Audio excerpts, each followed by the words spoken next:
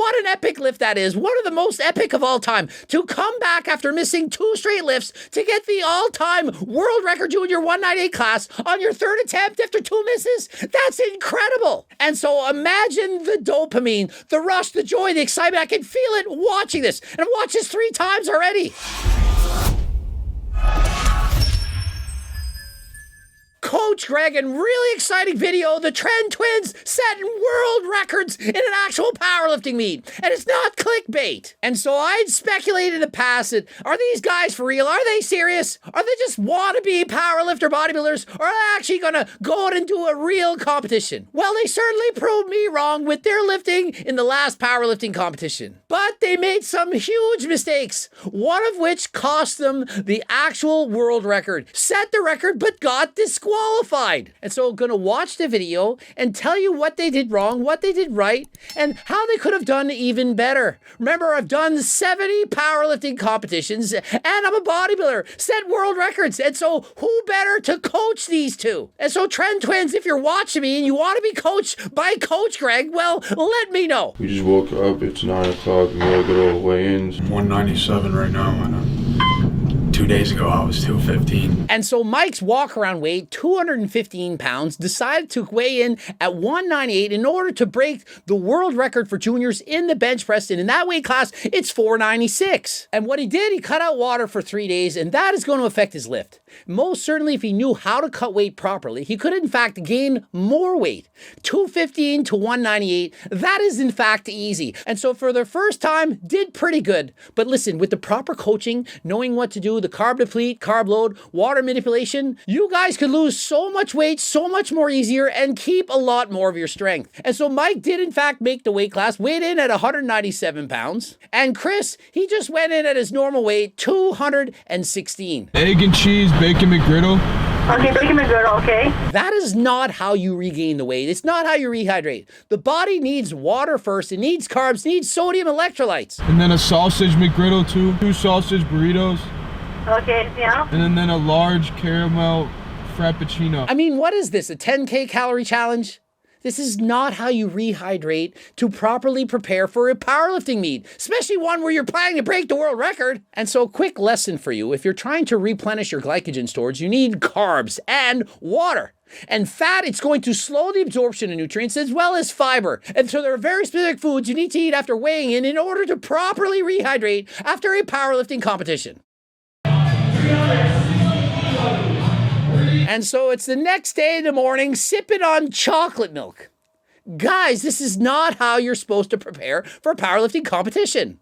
But they're only 22 now. It's their first meet. And so why not, in my first attempt, try for the all-time junior world record for 198-pound weight class? And so the first mistake is not understanding that when you do a powerlifting contest after dehydrating 15 pounds, expect to be a little bit weaker. After dehydrating, not drinking water, not eating properly for a couple days, and then eating a bunch of junk food the day before a meet, you're not going to be as strong as if you had eaten and rested properly. But we're the Tren twins. We can do anything. And so Mike puts on 501 pounds. He's only 22. And so the fact that he has the balls to go for the world record on his first attempt, this is mind-blowing. Guys, this is my coach, Bill Neeson, Westside Barbell guy. Just call me Doc. Apparently they do have a coach. I'm watching, he's saying, this is my coach. I don't understand why the coach couldn't convince the guy, look, you have 3 attempts. The first attempt, it should be easy. You've dehydrated a lot. Your first attempt, you've never done it before. Let's open with something a little lighter, perhaps 220 kilograms. Let's save the world record attempt for your second try. Bro, Mike's opening up with the... Opening with the Cook! bench record. And so one of the reasons for this is if you don't get a weight in powerlifting, you can't lower the weight on your second lift. And so if he misses 501, he can't then say, oh, I'm not strong today. Let's lower it to 480. You have to keep trying the same weight or even heavier. That's what I love about the Tren twins. They're really serious. We just haven't figured out yet what they're serious about. And so that's a great point. They're really serious, but what are they serious about? Are they serious about powerlifting? Are they serious about bodybuilding? What do they want to do? And so here's the mistake. What you do in training should be what you do in competition. If you're doing touch and go reps, as Mikey in the red shirt is doing, you're not going to have the proper mind-muscle connection. You need to learn how to stop that weight on the chest and explode outwards. If you're always doing touch and go reps in training and in the warm-up, you're not going to be as strong as if you had practiced pausing. It's called the principle of specificity. I'm sure his coach with the Urus knows this, but why are we doing touch and go reps in the warm-up? Chris in round 2 at only 216 pounds body weight, bench presses with a pause 475 pounds. This is remarkable. A great bench press. And what I do notice, he doesn't arch his back very much. I do think he could shorten the range of motion between the bar and the chest by arching more. And he's using a very narrow grip. Now, for some people, they're stronger with a narrow grip, but for most, if you widen your grip, decrease the range of motion, you can ultimately press a lot more. And because they're so young, it's early in their career, I would have them training with a wider grip to see, can their bodies adapt to this? Practice the pause, wider grip, arch the back, use more leg drive. Imagine the guy's bench press in only a matter of years. And up next, Mike. World record on his first attempt, 501 pounds, 227.5 kilograms. This has been my opener about a dozen meets. This is a tremendous amount of weight. And remember, he's in the same weight class as Coach Greg. And halfway up, did not have the lockout strength. The triceps gave way at the top. Remember, he's doing a very narrow grip. If he were pressing with a wider grip, there would be less focus on the triceps and the bar wouldn't have to go as far. I'm quite certain if he practiced and trained and got used to this weight for him would be very easy. And again, temp 2, it doesn't work. And notice the thumbless grip. And using the thumbless grip, especially in training, very dangerous. In a powerlifting meet such as this, they do have safety racks, and so it would prevent crushing his neck. But if you're training at the gym, especially without spotters, please never use a thumbless grip. And in case you're wondering, how do I know it's a very narrow grip? You can quite literally see that marker. There's a marker on the bar. It's about 32 inches wide. When benching in a powerlifting competition, you can't grab past those rings. And so what I'll do is I'll place my fingers on the ring as I'm trying to use the maximum width grip in order to decrease the range of motion. This allows you to press the most amount of weight possible. And attempt number 3, it's do or die. And if I were his coach right now, I'd be saying, pause the shortest time possible. Get it barely to the top of your chest, pause briefly, and explode out of the hole. And hope for the best. You don't have the strength to do this on a 1-second pause, and so let's try to get away with doing a half-a-second pause. Don't sink into your chest, barely touch it, hover it, and explode. Squeeze the bar as hard as you can. This is your last attempt, or you're disqualified. Scream out! Let my soldiers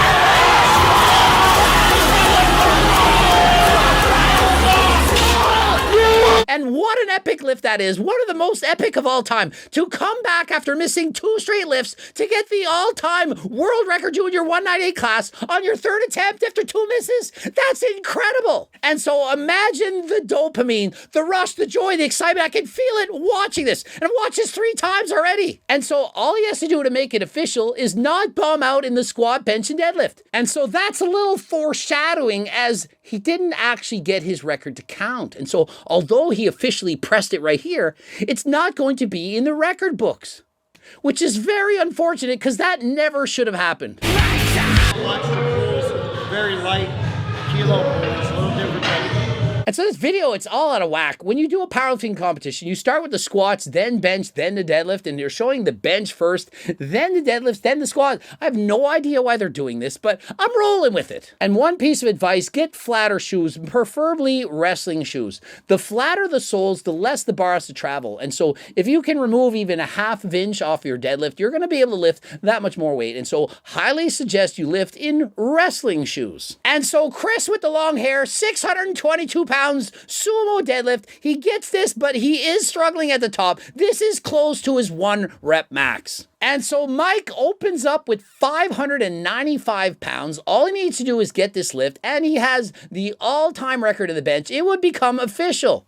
But remember this, he cut 15 pounds and then rehydrated himself. And what that can often do is cause swelling of the hands. I've experienced this in the past. And so one thing you need to always do is wrap your thumb around your index finger so that the thumb is in contact with the nail. That allows to have a much more solid grip. And if you take a look at his grip, his thumb, it's nowhere to be seen. It's to the side. And so that is a very weak grip. And so I will be very surprised if he can hold on to 595 pounds. When you're in the gym training, perhaps you're using straps all the time. And you're not used to just how heavy that bar can feel when your hands are swollen. And notice how as soon as he starts to pull, the fingers start to let go. He is not able to hold on to that bar. And so although he has immense strength, this weight is easy for him. He doesn't have the grip strength to hold on to the bar. And so such a small tip, this small piece of advice, it's all he needed in order to get this lift. But I'm sure at his second attempt, he will fix this problem and get it no problem. Did you see how fast the bar moved off the floor? He has plenty of strength, just needs to work on the grip. And round 2 decides, 595, that ain't nothing. I'm jumping to 648 pounds, so he adds over 50 pounds to the bar. Yet the first lift didn't count. He didn't have the strength to hold on to 595. And so would you have gone up in weight by over 50 pounds after not making the first lift? Why would you do that? But I'm sure he's going to fix the grip problem and he'll get it no problem, right? After all, this is for a world record to count in the bench press. Did you see the thumb? Did you see it just hanging there on the side? Why would you think that by using the same grip that suddenly you can add 50 pounds plus to the bar and get the lift with no problem? And so you saw he was able to pull it very quickly, but 3/4 of the way up, the bar simply falling out of his hands. He did not have the strength. If he had straps, I'm certain he could have lifted this for probably 5+ reps. This is an easy weight for him, but he doesn't have the grip strength. And so unless he alters his grip, he makes the changes needed, he's not going to be able to get this lift. And on attempt 3, the same thing yet again. On the hand twisted in that you can't see, that hand was letting go. And so he did have the strength, but he wasn't able to hold it. And as you lift the weight more quickly, it's slipping out of your hands. I've done this a number of times. I hated it. I've only ever been able to lift over 700 pounds once in competition because every other time I attempted it, my hands, they just let go. And so very sad to see that not only does his bench press not count, he's actually being disqualified from the competition. You need all of your lifts to count, squat, bench, and deadlift, and by not getting an official deadlift account, he loses the bench press record and is DQ'd from the competition. And I'm sure this is very hard to take. I've missed out on world records in the bench press in the past when I felt I should have gotten it. I've lifted the press 3 different times. They said, oh, it was too crooked. You paused the weight too low on your chest. Foolish, silly things like that. And it hurts a lot. It's very depressing. But you need to move on from this. He's only 22 years of age. He's got over an entire year to do this again. And I fully expect he's going to press even more. After all, they said they're only on 300 milligrams of tests since October. I don't know if I believe that. I mean, I hope it's true. I wish it to be true. I'm praying it's true because if it is, they're going to be pressing 600 pounds in no time. But even if it's not, these guys have so much potential, especially in powerlifting. I think more potential in powerlifting than in bodybuilding, but I can't wait to see how much they press in the future. And so Chris bumps the weight up to 645. It's just too heavy for him. It was about his limit at 622. It was too big a jump. Perhaps he could have gone up 5 kilos, maybe 11 pounds, but regardless of that, 622, very impressive deadlift. And so using knee sleeves, and remember, knee sleeves do help a little bit. There are different records for every different type of lifting. Some use powerlifting suits, some use knee wraps, some use sleeves, some are raw. Well, he does 666 pounds, a bit over 300 kilograms on his 3rd attempt, and that was a grinder. Look at the effort he put in, and he gets the lift. And so what a great weight to start to meet. No idea why they showed the squat at the end when this is what they did at the start, but an opening 666 squat leading into a 501-pound bench press, these are mind-boggling numbers. And so all he had to do was officially get a deadlift account, and he would have had an all-time record. And so I'm sure he'll get it next time. But let's see how Chris makes out. And so Chris, we're not sure what he lifted. It says round 2 and round 3 at the same time. It says 623 pounds or 650, round 2 and round 3. And so I'm not sure which of these numbers he did, but it's a lot of weight. It's well over 600 pounds and he gets the lift account. 4 days of prep for a powerlifting meet. Yeah, that was probably the most wildest shit. Like, only me and Mikey would just hop in a powerlifting meet out of nowhere. What?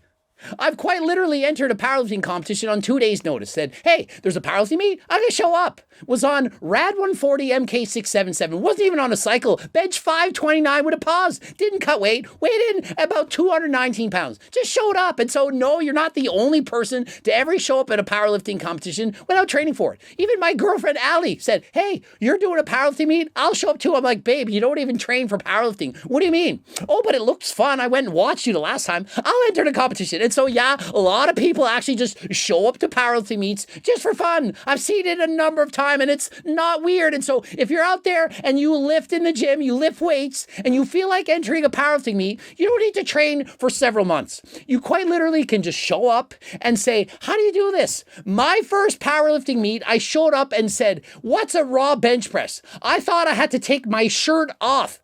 And so they said, raw means you lift with a shirt. I'm like, but it says shirted bench. They're like, that's a powerlifting shirt. Had no idea about this. And I'm like, yeah, I want to set the world record in the bench press. They said, it's your first meet. I'm like, yeah, I know. And so I broke the national record on my first try. I was 22 years of age. I benched 341.7 pounds. It was also a world record for raw lifting. But because it was in a meet that allowed shirts, it didn't count officially as a world record junior lift. I also had to borrow a belt for the deadlift, and you needed a singlet, one of these lifting suit things. I didn't know that, and so I borrowed it from one of the girls who were lifting, who also happened to beat me in the deadlift because I never deadlifted before. And so, yeah, some people just show up and do it. Didn't listen to the commands. I DQ'd on bench. Chris actually DQ'd on the bench, so his lifts didn't actually count. They just allowed him to finish the competition. He didn't listen to the cues on the bench. Remember when I said principle of specificity and how you need to pause the weight all the time? If you're used to doing touch and go reps and you show up to a meet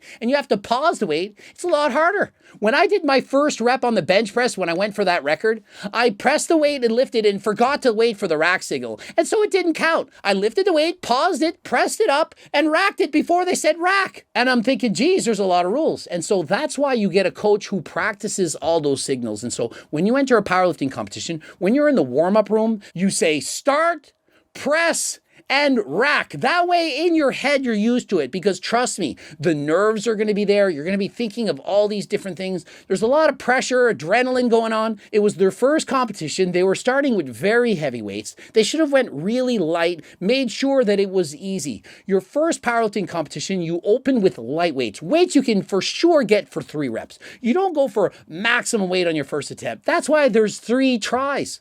You start light, go a little bit heavier, you get that, you go for the 3rd attempt, you go for broke at that point. You don't start with the world record and say, what the hell? Mikey DQ'd on deadlift, so that means actually his 501 bench press in the 198 raw division does not count actually. And so one thing I think that's really sad is that they took PDs at such an early age. Think of the potential they had. Benching 475 at 21 while natural. And so if they're actually only taking 300 milligrams a week and they bench press this much, I wish they had waited. They would have had 2 more years as a junior to set all kinds of junior records. And so personally, I simply don't believe that it's possible that they're only on 300 milligrams of test, that they started that mid-October and most recently dropped the dose to 150 milligrams. This is what they wrote on my wall. We started at 300 milligrams a week for our first cycle, which was recommended to use by our bodybuilding friend. Just recently dropped down to 150 after hitting PRs with Larry Wheels. We plan to cruise till our first prep starts in mid-March. We need your advice. And so I'm more than happy to coach these guys. And if what they're saying is true, they're being 100% honest and they've never touched anything until October, then these guys have the potential of Ronnie Coleman. Ronnie Coleman, 8-time Mr. Olympia champion. Imagine being this strong, setting junior world records on their first ever try at only 21. On 300 milligrams a test. And so I certainly hope they're telling the truth. Remember, I'm only telling you what I think. But if they are in fact telling the truth, take it as a compliment. Remember, if somebody doesn't believe that you're only taking this kind of dose, that they think there's no way you got that results, taking only that much, that's a compliment. That means your genetics, your worth ethic, it's just that great. And considering they don't know what they're doing, they haven't trained properly for this, they're only 22, imagine the potential that these guys have. And so I can't wait to watch future competitions. They said they're going to start prepping for bodybuilding in mid-March. Personally, I'd rather see them do another powerlifting meet, see how they do, set more records than last time. Give these guys a follow. Go check out their channel. I know I'm saying that they're fake natties, that they're on higher doses than they are, but that doesn't mean they're not doing amazingly well. Just imagine how much strength they're going to increase, how much muscle they're going to put on in the near future. Subscribe, click the bell button, comment for the algorithm, watch one of the bloops. Don't forget, code Greg 10% off on all Harder Than Last Time supplements. Also, clothing line, the cookbooks, training books, coaching plans by me and my team, the Circle Diet book, all that stuff. And until next time, I am out.